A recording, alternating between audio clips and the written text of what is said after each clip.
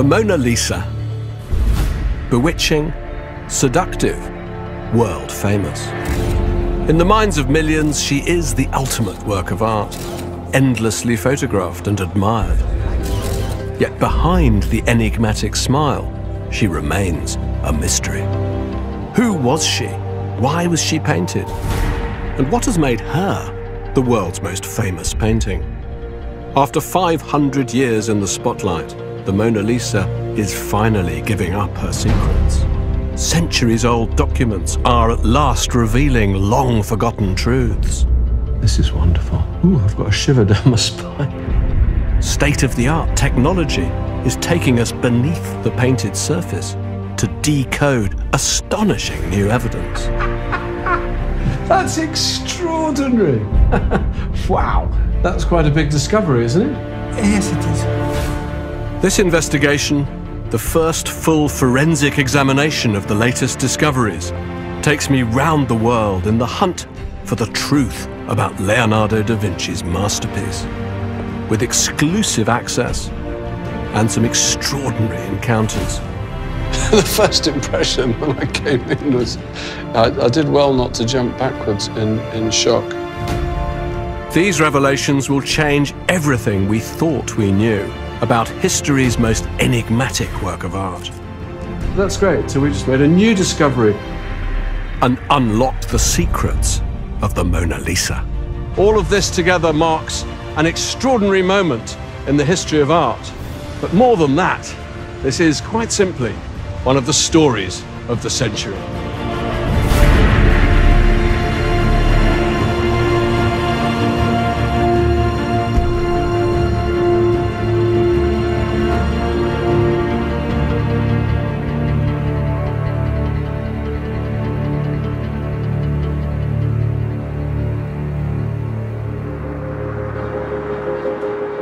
"500 years ago, a man painted a woman.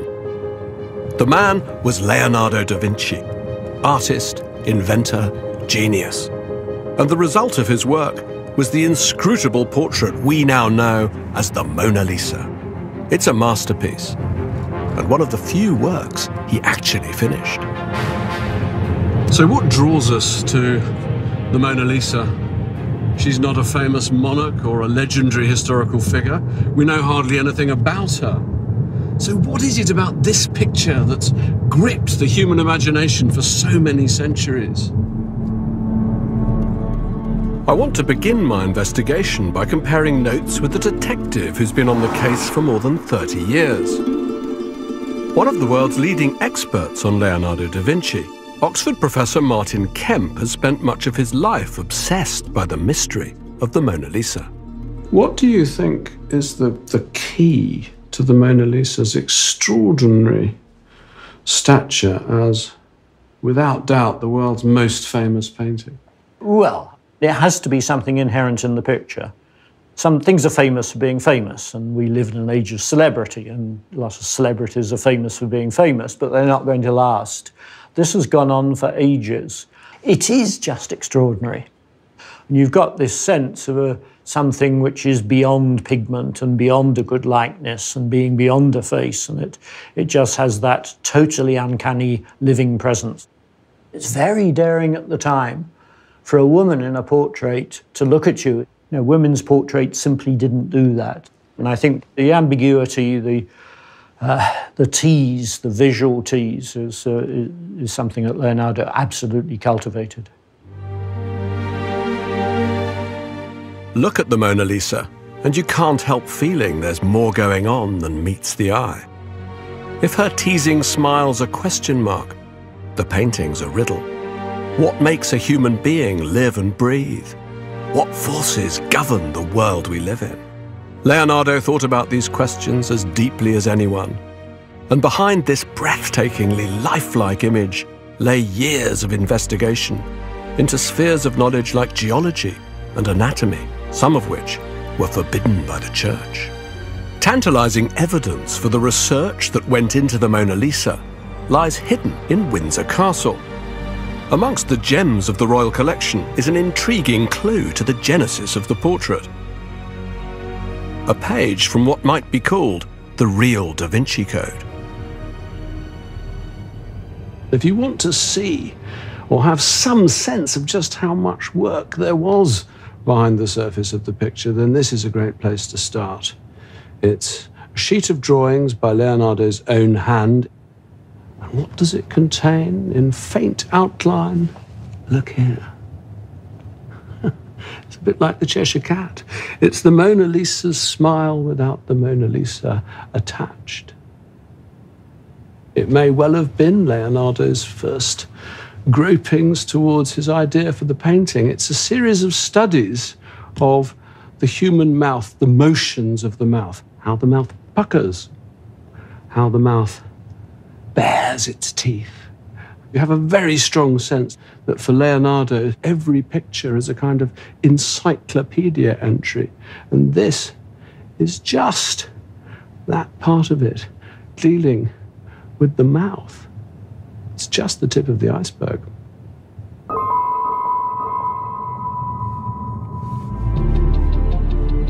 The Mona Lisa is the work into which Leonardo poured everything he knew about humanity and the world that surrounds us, with its ceaseless play of light and shade.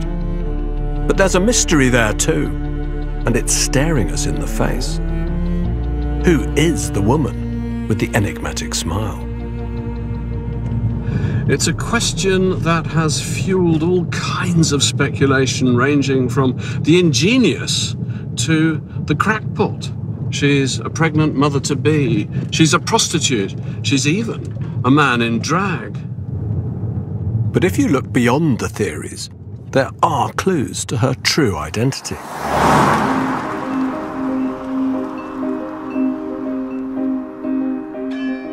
Florence, 1500. After many years away, Leonardo da Vinci has returned to the city of his youth. He's come back to work on ambitious military projects for powerful men. He says he's too busy to paint portraits of wealthy aristocrats who clamour after him. Yet according to one writer, Leonardo somehow finds time to paint the portrait not of a noblewoman, but of a humble merchant's wife called Lisa. It was here that Leonardo da Vinci began the most famous painting in the world. And it was here that Giorgio Vasari, the inventor of the very idea of the Renaissance, the author of the very first book about the Renaissance, produced Exhibit A in the case of the Mona Lisa, the very first account of the painting. Who was she? She was the wife of Francesco del Giocondo, a rich merchant. He commissioned Leonardo to create her portrait, and Leonardo responded with a picture, says Vasari, so miraculously lifelike that it seems to be made of flesh, not paint. Leonardo, he says, wanted to avoid the melancholy that dominates so many other portraits, so he employed musicians, entertainers, buffoons to keep her amused. So there you have it, the wife of Francesco del Giocondo, and the smile caused by entertainers hired by the artist. An open and shut case. Or is it? How can we be sure that Vasari was right and that Leonardo did indeed paint Lisa del Giocondo? After all, Vasari wrote his account 30 years after Leonardo's death. And although he did his homework here in Florence, he never disclosed his sources. So could it just be hearsay?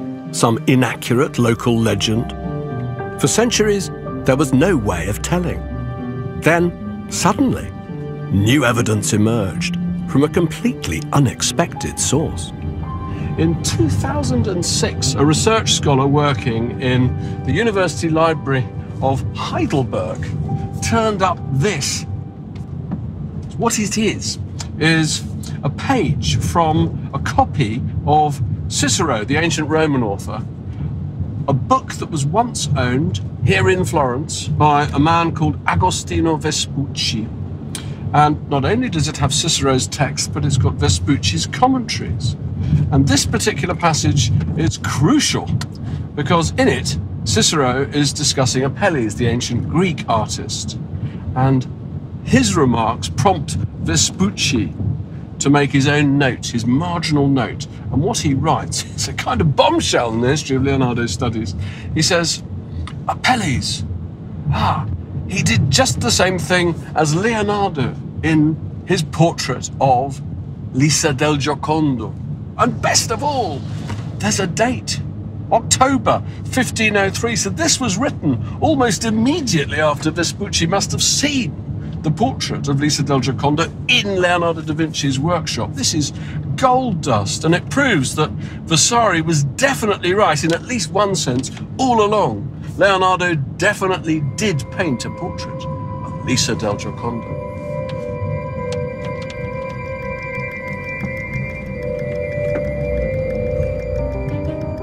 There you have it. Independent testimony from a man in Florence in 1503 who probably saw the picture still wet on the artist's easel. But now there's another question. Why did Leonardo paint Lisa? When the great and powerful couldn't coax a picture from him, why agree to paint this obscure woman? One man has made it his life's work to uncover forgotten secrets about Lisa. Giuseppe Palanti has found new details in the city archive. Historical dynamite. Beginning with the house where Lisa, daughter of the Gherardinis, was born. On this street, this is the street where the Mona Lisa once lived. Yes, Lisa lived in the dark and narrow street of Florence. What was her family background? La maggior parte delle famiglie erano piccoli artigiani. So they were small work, as it were, laborers. Allora non è una grande donna. No, dove è nata Lisa era un'antica bottega per la lavorazione della lana che fu trasformata in abitazione e dà un'idea di una famiglia che non ha grandi ricchezze, perché i Gherardini non ebbero mai una casa propria a Firenze. They never had their own house in Florence. Giuseppe's discoveries have deepened the mystery. If Lisa's origins were so humble, why did the notoriously choosy Leonardo consent to paint her? In another part of town, Giuseppe believes he's found the answer. Siamo qui per vedere la casa, il luogo dove Lisa ha incontrato Francesco del Giocondo e ha sposato Francesco del Giocondo. The place is there. It is important for another reason, because in front of this building lived Ser Piero, Leonardo's father. Well, hang on, say that again. Lisa Gherardini was living here at the time. Yes. Leonardo da Vinci's father was living there. Yes, penso che Leonardo sia stato dal babbo a trovare il babbo, per cui la famiglia di Leonardo da Vinci viveva quasi di fronte alla casa di Monalisa. Oh, incredible! C'è un'altra connessione, un altro collegamento. Francesco del Giocondo era cliente di Ser Piero. Ser Piero era uno dei più influenti e importanti notai di Firenze. So you're saying that Francesco del Giocondo, the merchant, he was actually a client of Leonardo's father? Yes. Well, this is all new. Yes. This is all new. For the first time, we have a concrete connection between Leonardo and Lisa. Not only were they neighbors, their families did business together. And there's more. Giuseppe tells me that according to police records of the time, Francesco had a bit of a reputation. Described as garroso, meaning swaggering, he wasn't just a merchant on the rise, but an aggressive deal-maker who'd stop at almost nothing to get his way. Maybe this is the real reason Leonardo agreed to paint his wife. Maybe Francesco made him an offer he couldn't refuse. In the parish church of San Lorenzo, there's another crucial piece of evidence. Something that had slipped through the net of history until just a few years ago, when Giuseppe found it. The record of Mona Lisa's death. wonderful thing. The handwriting isn't very easy to follow because the entries in these books weren't actually made by notaries like Leonardo da Vinci's father. They were actually made by the priests in the church. But I think I have found her. Here she is. This is wonderful. Ooh, I've got a shiver down my spine. Lisa, donna fu di Francesco del Giocondo. So, Lisa, the wife of Francesco del Giocondo, died on the 15th of July, 1542. I think what I love about this is truth. You know, what could be more true than the record of somebody's death? She was a real person. She was a real person. And there's one other sentence in this entry which my friend Palanti didn't mention. It says that she was buried in Sant'Orsola. He told me that. But what he didn't say is this last sentence, tolse tutto il capito. 4 words. She took with her the whole capitolo. What that means is that her body was followed by the whole body of the Church of San Lorenzo. So what is conjured up by this is a very, very grand funeral. And for this brief moment in July 1542, she was a very, very important person in the life of the city. Everybody in Florence would have known that Monalisa had passed away.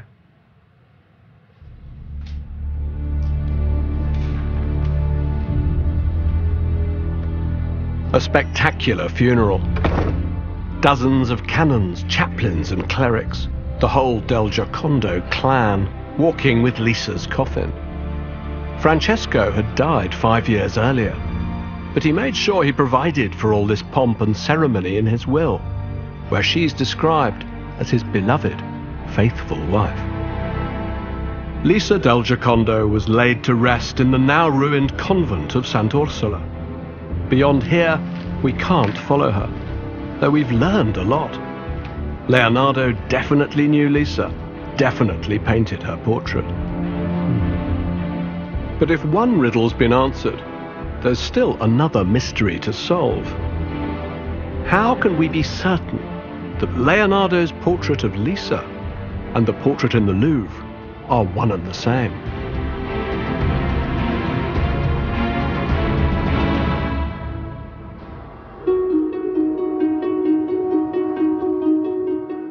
So what are the facts? According to Vasari, Leonardo painted Lisa smiling in Florence. Vespucci's marginal notes confirm that it happened in 1503. The picture in the Louvre shows a woman smiling. So far, so good. But other things don't add up. Vasari describes eyebrows, but the Louvre portrait doesn't have eyebrows. Vasari tells us Leonardo painted Lisa for Francesco del Giocondo. But Francesco never owned the portrait we now call the Mona Lisa. Leonardo had it with him when he died. Most troubling of all is an eyewitness account written by a man called Antonio de Beatis. He was actually shown the picture that's now in the Louvre by Leonardo himself at the end of his life. Leonardo said he'd been asked to paint this portrait not by Francesco del Giocondo, but by someone completely different. A noble patron, Giuliano de' Medici. It simply doesn't make sense. It's almost as if we might be talking about different paintings. So I'm beginning to wonder whether it's not possible Leonardo did paint 2 versions of the same painting on several occasions. I'm beginning to wonder if it's not possible that he did indeed finish his portrait of the Mona Lisa here in Florence, that he did indeed give it to Francesco del Giocondo, and that the portrait of Mona Lisa in Paris is a second version. Is it possible that there might be more than one Mona Lisa? The idea is not as strange as you might think. Leonardo did habitually revisit the same subject more than once.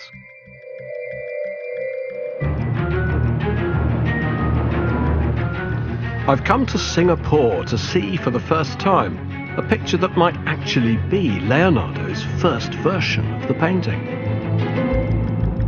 It's owned by an anonymous consortium of businessmen and is currently locked away deep in the bowels of a state-of-the-art high-security storage facility.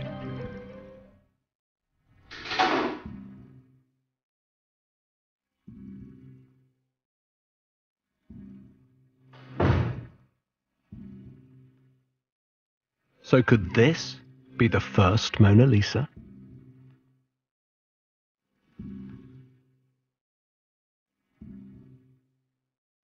I've come 7,000 miles to see you.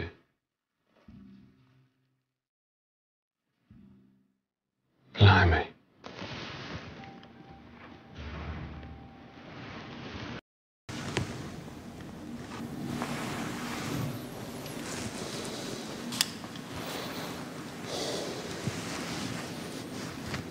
The background's, you might almost say, a kind of roughing in. But the face, huh? The face is really something. She's younger, she's smiling. I think there's a lot to be said for first impressions. And the first impression when I came in was, I did well not to jump backwards in shock.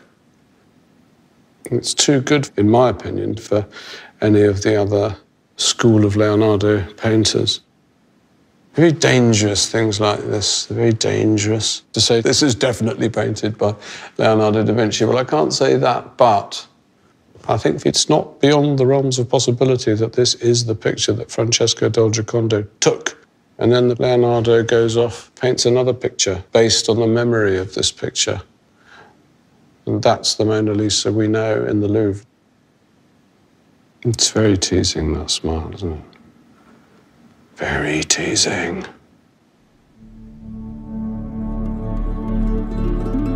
This version of the Mona Lisa first hit the headlines in 1914. British art dealer Hugh Blaker bought it from a private family collection and was convinced he'd stumbled across an early Leonardo.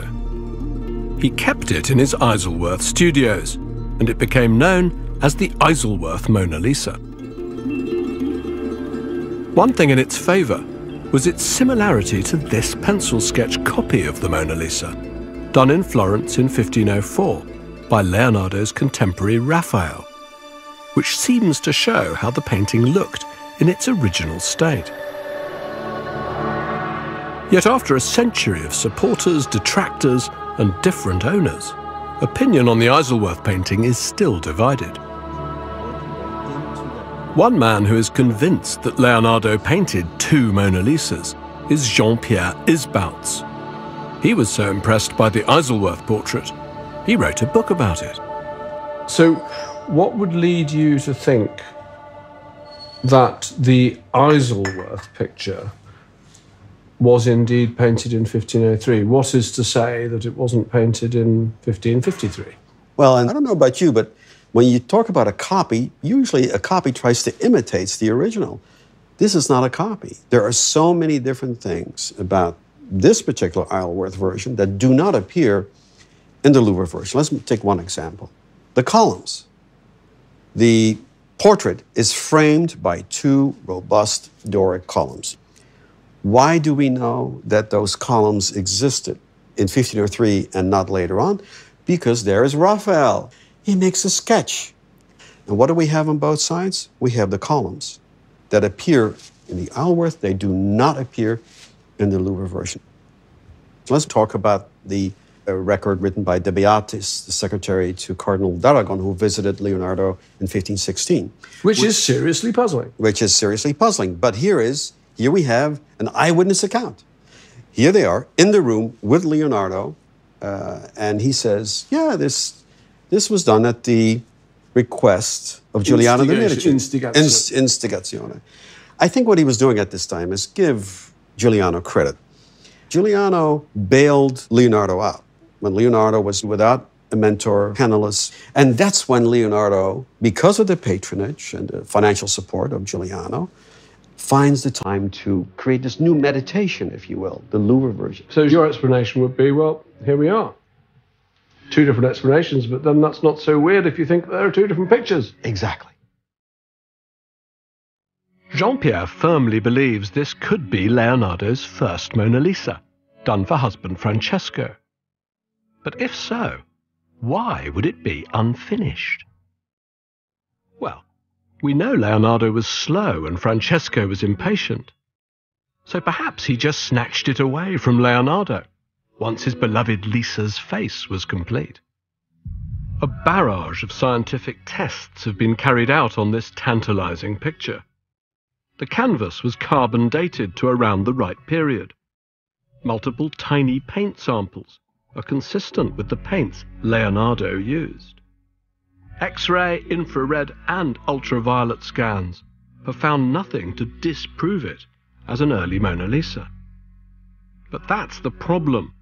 All that conventional tests can do is rule out a possible Leonardo. What about positive confirmation? An eminent scientist based in San Diego, California, has been looking for a solution. Hello. Good to see you, Andrew. Dr. John Asmus is a well-respected nuclear physicist and a pioneer in the analysis of historic paintings. He's one of very few who've been allowed to examine the Louvre Mona Lisa. And that's why the owners of the Isleworth Mona Lisa tracked him down. I started receiving phone calls from a series of attorneys in Switzerland, and they wanted me to look at a painting. And finally, we found that I was going to be on a train from Milan to Geneva, and they asked me to get off the train in Lausanne and take a look at their painting. And so they met me at the train station, and they popped the bonnet of an automobile, and there was a Mona Lisa in the trunk. And the attorney asked me, "Do you think this Mona Lisa was painted by Leonardo?" And my exact words were, "How would I know?" So I got out my Instamatic camera and took a photograph of the painting in the trunk. And it was that image that I then compared with the Louvre Mona Lisa. A few years ago, Dr. Asmus developed a new test to authenticate paintings by Rembrandt. It compares the subtle distribution of light and shadow, measured as histograms, to isolate an artist's unique way of painting.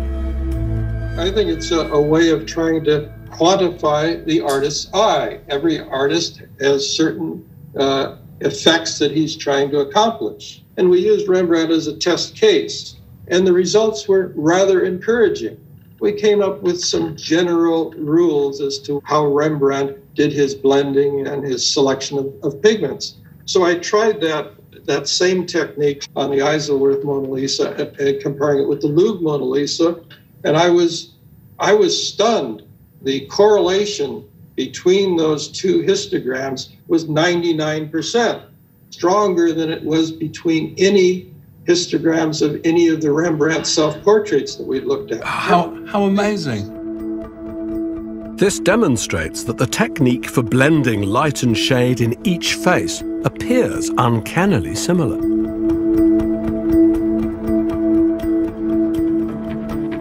John plans to build a much bigger database of Leonardo works with which to compare them. His results are impressive. But there's something still troubling me. I would love to believe that softly emerging face coming out of darkness really is young Mona Lisa. I'd love to believe that. But at the moment, for me, it's that too good to be true syndrome. It's a little bit too good. It's troubling when I look at that chart that they've done of where they've taken the paint samples from. They've taken the paint samples from everywhere except that beguiling face, which is the most compelling part of the whole picture. It's the part that makes you think, yes, This could be the young Mona Lisa. I'm just wondering whether it's possible that some very skillful, careful restorer, sometime before John Asmus saw it in the boot of that car, didn't just bring that face up.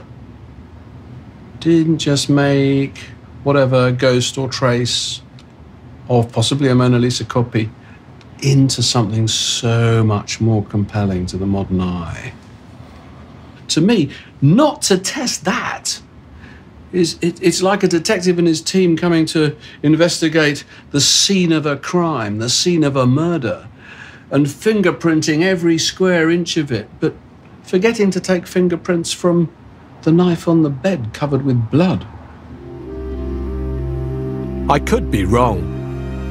Maybe Leonardo did paint this face in 1503 while Lisa sat in front of him.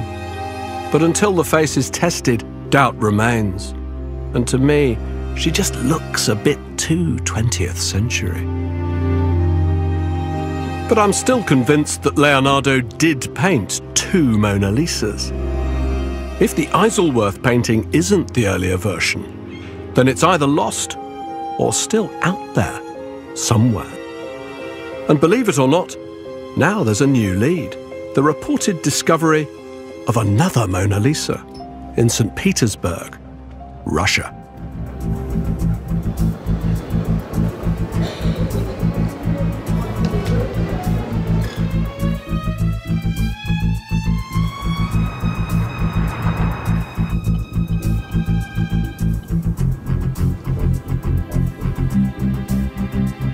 This really is a plunge into the unknown.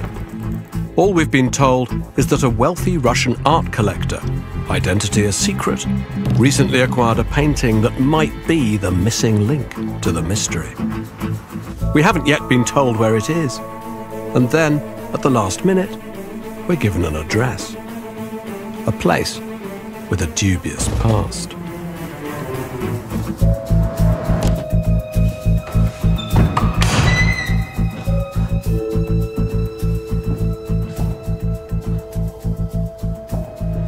Certainly strange. This building was created in the 19th century. This room is a recreation of an old Russian hunting lodge. It survives because the KGB made it their headquarters during the communist years. Here she is. So what is this? What is this? All I know about this picture is that it was purchased by a Russian art collector from a very old and established American family who'd had it since the end of the 18th century and has hardly been seen since. And what's the status of this picture? Smaller. The columns are more complete than they are in the version in the Louvre. You see, they've got me going. I'm saying the version in the Louvre, the version in the Louvre. The Mona Lisa in the Louvre. She's enigmatic. She's removed. She's distant. Is she a copy? Not sure. This picture looks tantalizingly close to the picture in the Louvre. So many details are the same. But is this Leonardo's lost earlier version? As with the Isleworth picture, scientific tests have been done by Dr. Chiara Matteucci of the University of Bologna, who's flown to Russia to share her results. Dunque, se guardiamo solo la scienza, direi che possiamo partire dal supporto. This is the radiocarbon dating of the canvas, which shows a 95.4% probability that the canvas is between 1490 and 1670. So the canvas could well be correct. Sì. Okay.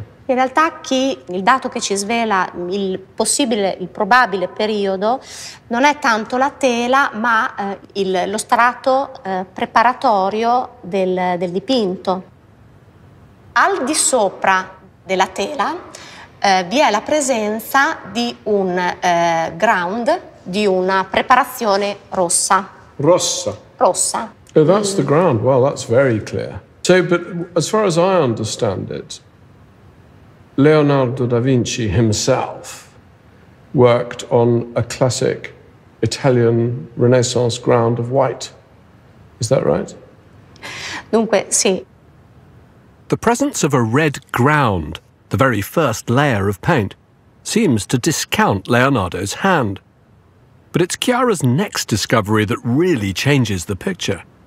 A chemical not used before 1600. Interessante è aver rinvenuto nella preparazione il solfato, degli inclusi di solfato di bario.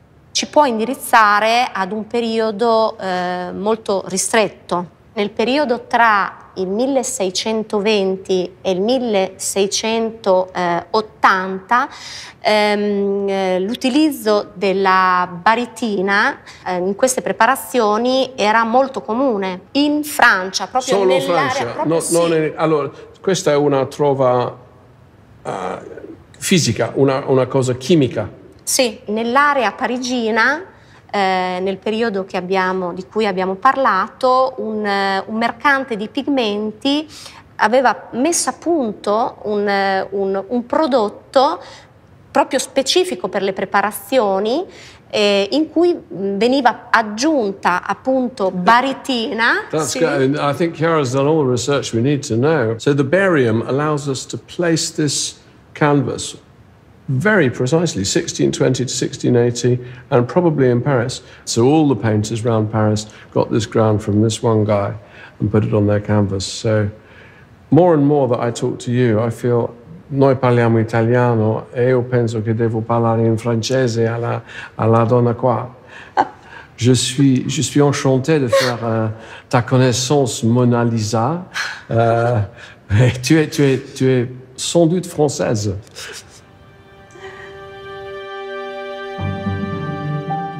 So this Mona Lisa isn't a Leonardo, but a mid-17th century French copy.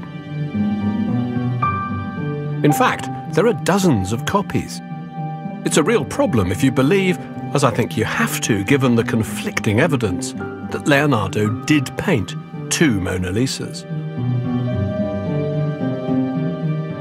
What we're looking for then is Leonardo's image of young Lisa, as described by Vasari, as sketched by Raphael, which must predate the famous picture in the Louvre. So where can it be? I still believe that I can get to the bottom of the mystery, because there's one very strong lead I haven't yet followed up. One more destination: Paris.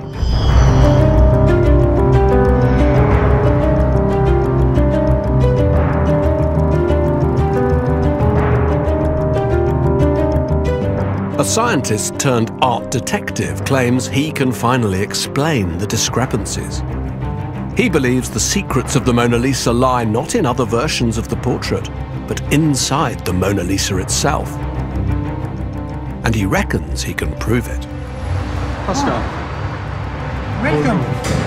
Pascal Cott is one of the world's leading experts in the analysis of paintings. He's a man in Leonardo's own image, a self-taught physicist, the brilliant inventor of a new technique that's unlocked the secrets of paintings by Rubens, Rembrandt, Picasso, and many others. His work on another Leonardo painting, The Lady with an Ermine, revealed earlier versions of the composition, hidden beneath its surface, that rewrote art history. But his great obsession is the Mona Lisa, faithfully reproduced here in his studio.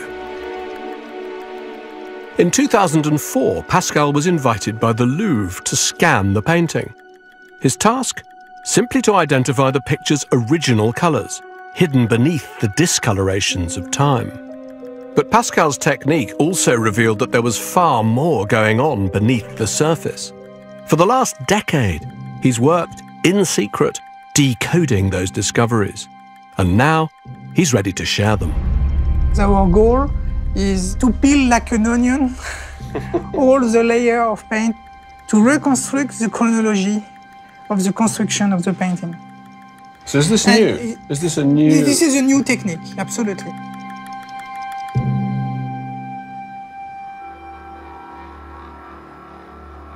Pascal's secret weapon is his groundbreaking multi-spectral camera, an invention truly worthy of Leonardo. 13 different wavelengths of colour are projected onto the picture, each penetrating the paint surface to a different depth. The camera captures the reflections, generating over 3 billion bits of data and thousands of images. By analysing each image, shown in black and white, Pascal can reveal a painting's secrets, layer by layer. His first discovery in the Mona Lisa is buried deep within the painting.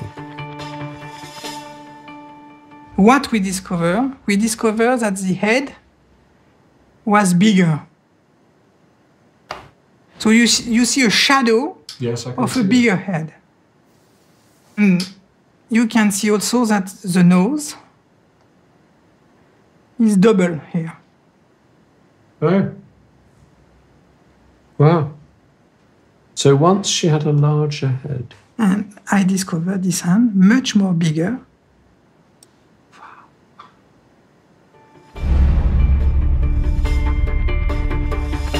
Pascal has pieced together several previously unknown details that lie beneath the Louvre portrait as we know it.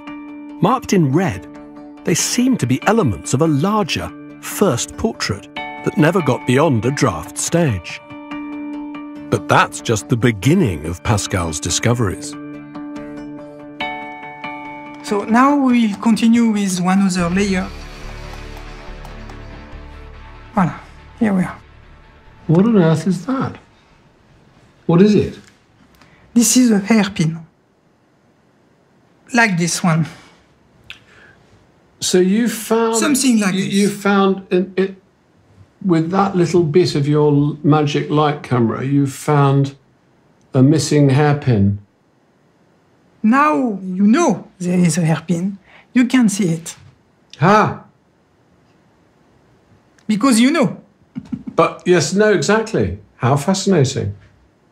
And more than that, if you look around the head, you discover 12 hairpins.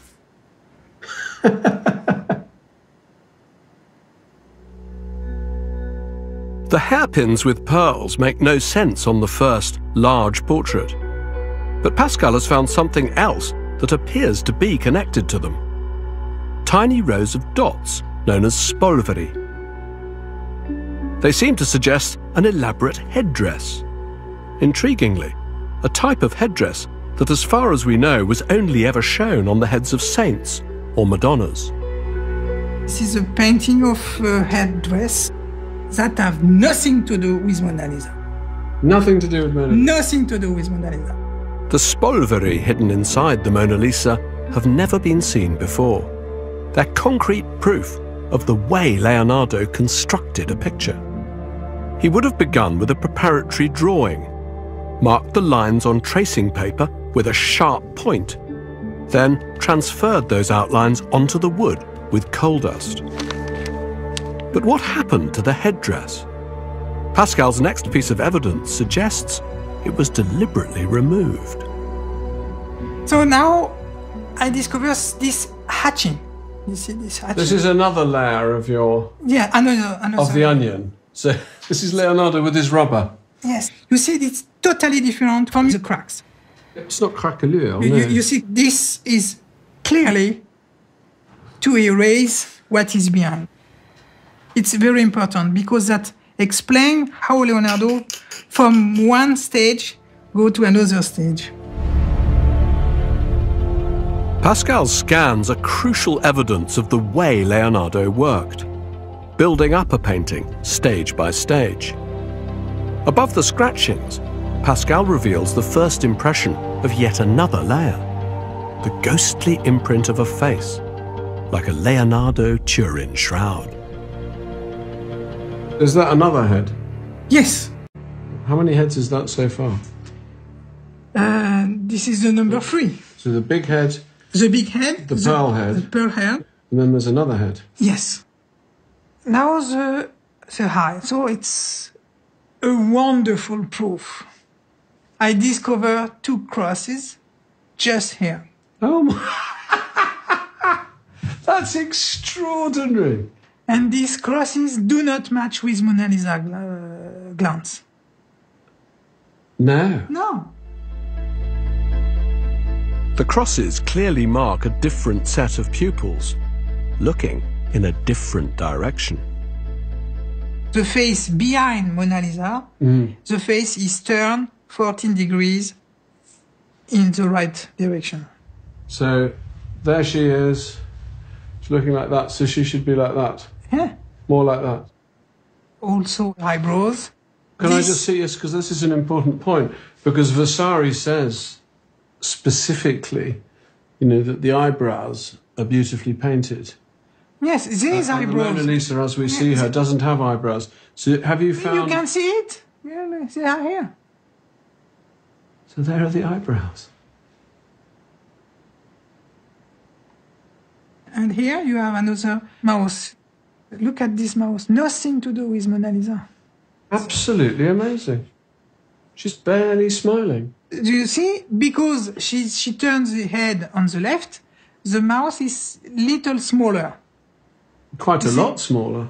Yeah?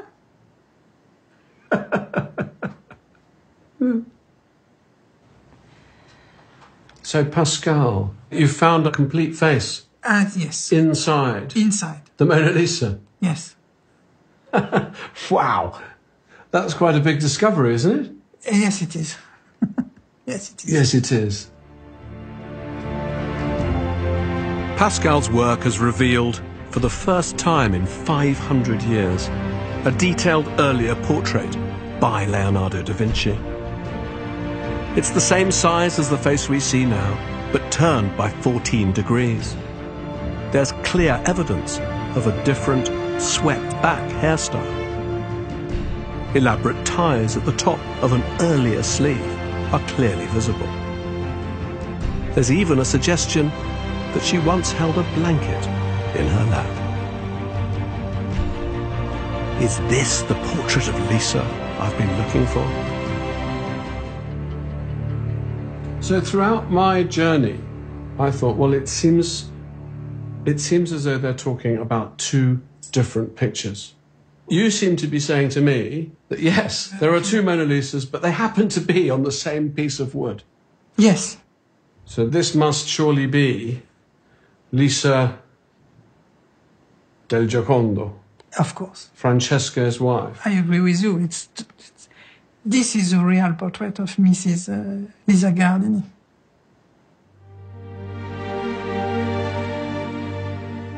Pascal's pioneering work marks an extraordinary moment in the history of art. By piecing together all the details, then decoding the data to identify the original pigments used by Leonardo, Pascal has been able to construct a digital photo fit of the image. It's a perfect match with the historical record. But if this computer image represents the original portrait of Mona Lisa, it's a portrait her husband never received.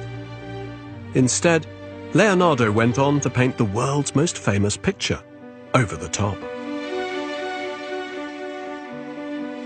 So there were 2 Mona Lisas all along. But how do we make sense of these discoveries? And what are we now to make of Leonardo's masterpiece? In search of the final piece to the puzzle, I'm meeting a woman who spent years reconstructing the scene on that day back in 1503, when Leonardo started to paint Lisa.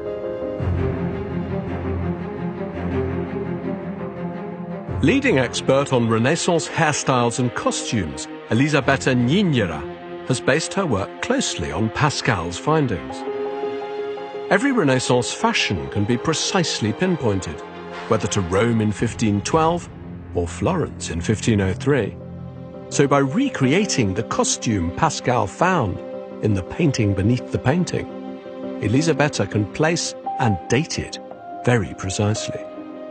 Her results are a revelation. Looking at the fashions shown in these other contemporary portraits, this lady perfectly fits with the historical image of a wealthy Florentine lady of the very early years of 16th century. I cannot see any inconsistencies. So this must be Lisa del Giocondo, as Raphael painted her. Yes, this is very close. The closest version we know to the Raphael sketch. It's like a Polaroid. It's like a Polaroid. Yeah. Raphael had actually seen Leonardo's portrait of Lisa when he drew this copy in 1504. Apart from one slight difference, the veil over the bodice, it's identical to Elisabetta's reconstruction and Pascal's photo fit. It's compelling evidence that Pascal has indeed found the first version, Leonardo's original Lisa, lurking beneath the finished work. But where does all this leave the picture we see today? So, Elisabetta, when you look at the Mona Lisa in the Louvre, as she is now, from the point of view of costume, what do you see? To me, she's not a real person because there are so many details which go in this sense. Can you give me an example? Yeah. The long hair worn on her shoulder, this wouldn't be conceivable unless you had the very high ranks or it was a posthumous portrait. What about this sort of sash of drapery that comes over her shoulder? The twist. Yeah. This is the most interesting element in Louvre's Gioconda because Greco-Romans classical art devoted such a detail only on one shoulder only, to Venus, and virtues like purity, chastity, faith. So that beautiful strand of drapery that seems to continue the flow of the river and the landscape behind, that is not something that a real woman would have worn. At all. Even so it's more like an attribute of a goddess. Yes. So the Louvre painting shows an idealized woman, maybe a posthumous portrait. Surely then she can no longer be Mona Lisa, because Mona Lisa outlived Leonardo. Wow. Now, for Elisabetta, the moment of truth. As the results of years of research and hard work finally come together, we can at last see how Lisa del Giocondo, the original Mona Lisa, might have looked.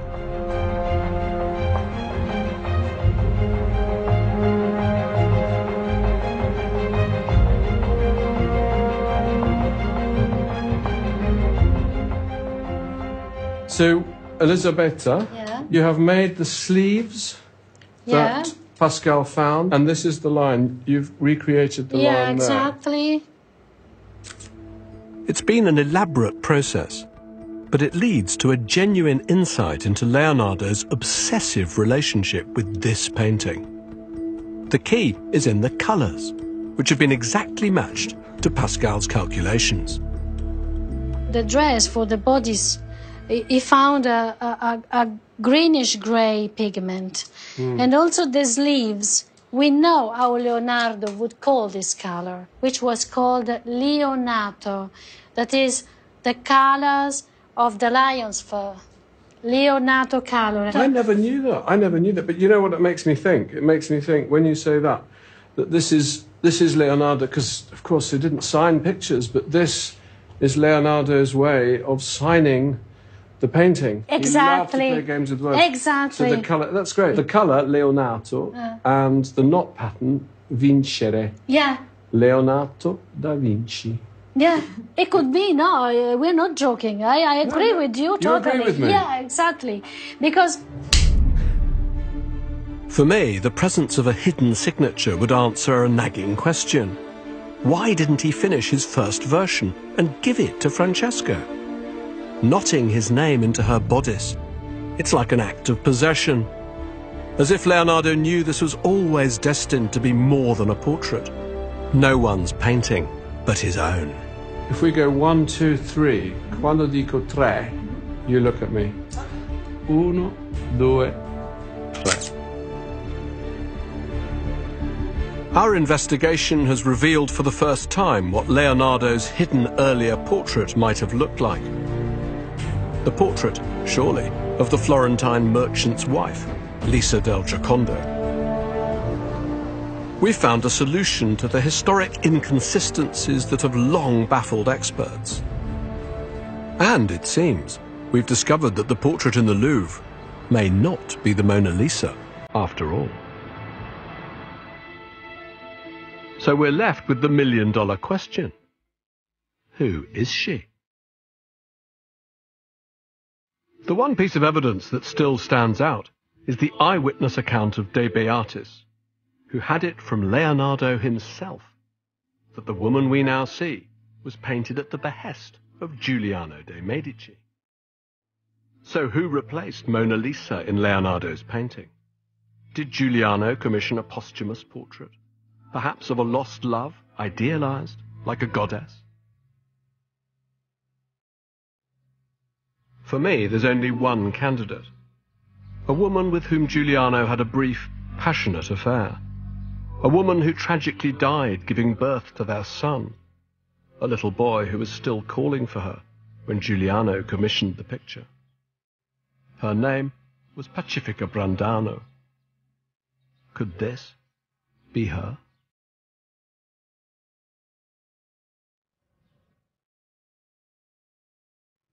It's a romantic notion. But just as Leonardo never gave the picture to Francesca, he never gave it to Giuliano either.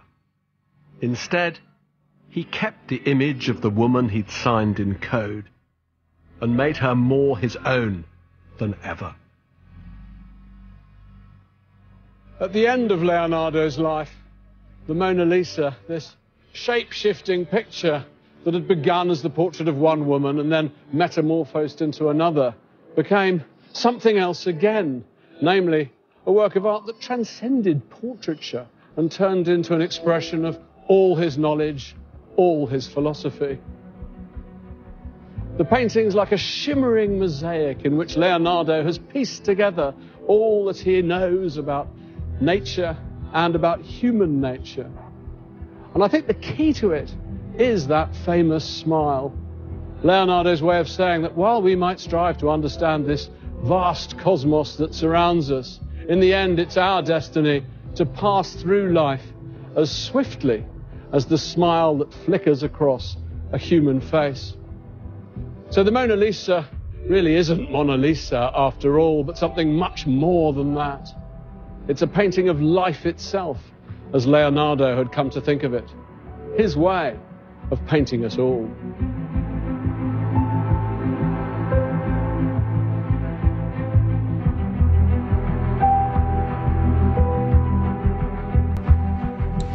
Coming up on BBC Two, Ruth Jones and Ramesh Ranganathan join Jack Dee for The Apprentice You're Fired. Next.